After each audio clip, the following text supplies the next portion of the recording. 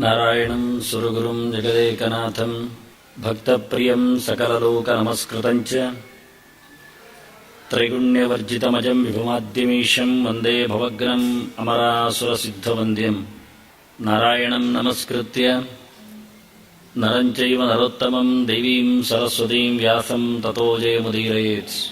नारायणं सुरगुरुं जगदेकनाथं भक्तप्रियं सकललोकनमस्कृतं च त्रैगुण्यवर्जितमजं विभुमाद्यमीशं वन्दे भवग्नम् अमरासुरसिद्धवन्द्यं नारायणं नमस्कृत्य नरं चैव नरोत्तमं देवीं सरस्वतीं व्यासं ततो जयमुदीरयेत्।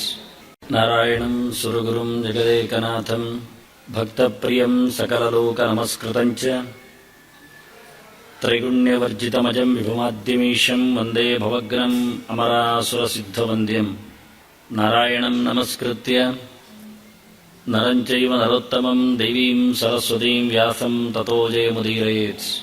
नारायणं सुरगुरुं जगदेकनाथं भक्तप्रियं सकललोकनमस्कृतं च त्रैगुण्यवर्जितमजं विभुमाद्यमीशं वन्दे भवग्नम् अमरासुरसिद्धवन्द्यं नारायणं नमस्कृत्य नरं चैव नरोत्तमं देवीं सरस्वतीं व्यासं ततो जयमुदीरयेत्।